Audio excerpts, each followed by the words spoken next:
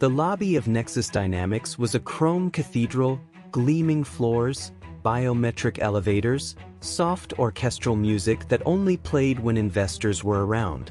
Mondays were usually calm. But today, the building vibrated with the kind of tension that only came when power was shifting, quietly and invisibly, behind the scenes. At 8:03 a.m., Leah Arinze slipped through the revolving doors.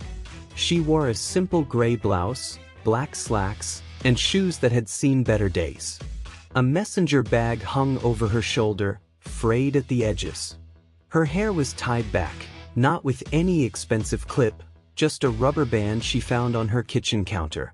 She looked like an intern. She was an intern. At least, that was what everyone believed. Only 3 people in the company knew otherwise.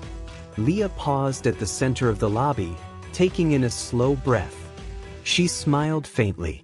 Today was her first day, not as an intern, but as the new Chief Executive Officer of Nexus Dynamics, appointed directly by the founder who had privately mentored her for 2 years after discovering her during a university innovation challenge. But he wanted one thing before she took full control. Start from the ground. Walk among them. See who they really are. So she agreed to enter disguised as the new intern.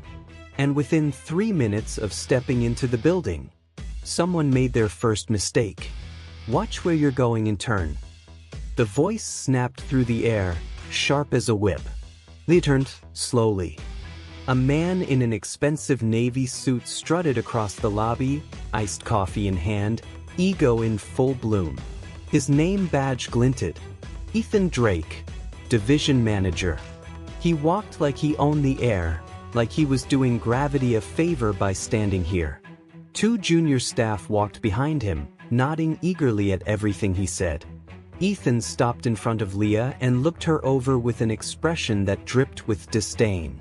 "You're blocking the walkway," he scoffed. "I wasn't aware this was."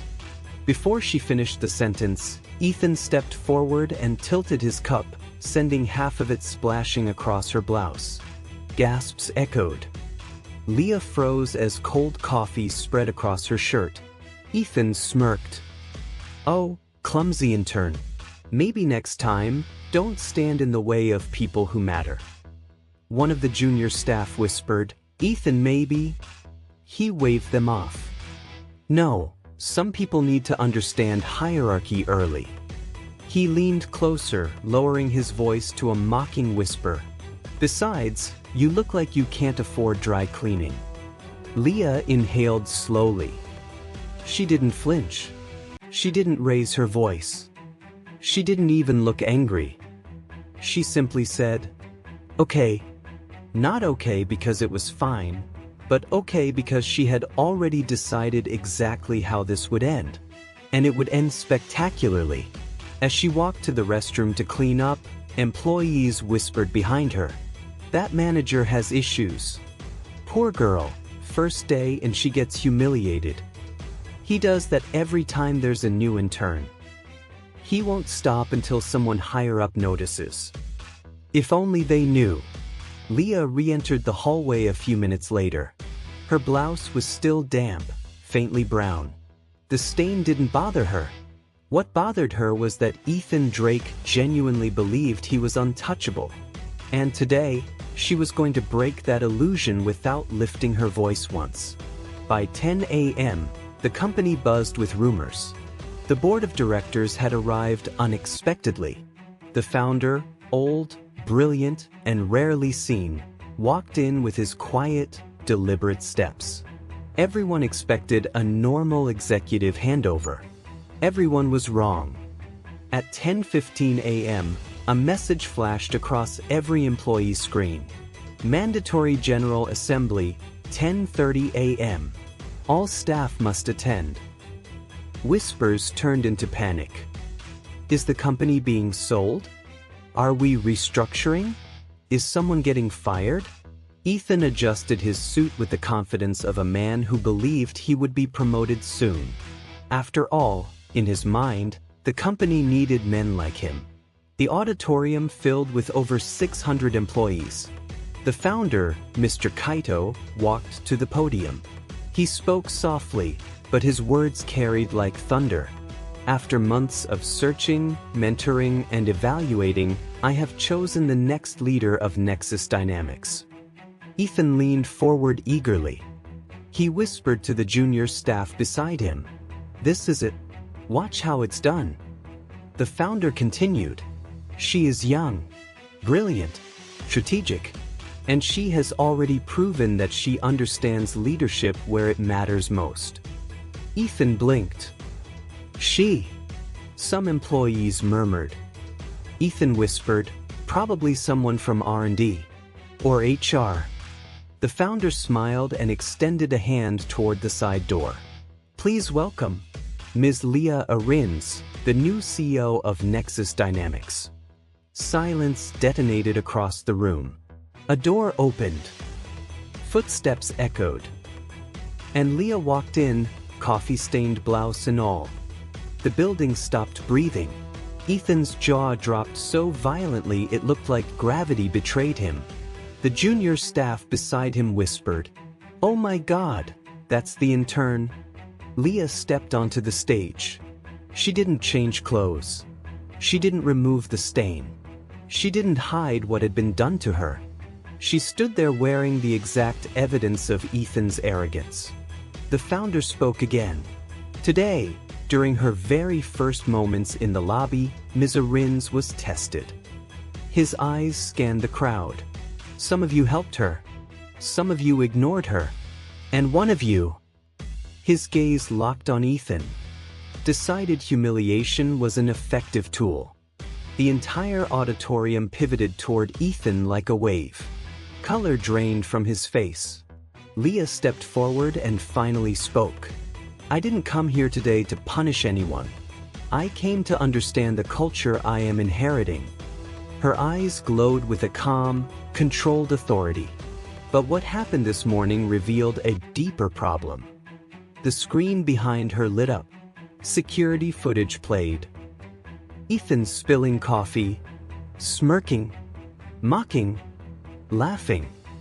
Employees gasped. He looked small now. So small. Leah continued. "A leader is defined not by how he treats those above him, but how he treats those he believes are beneath him." Her words cut like ice.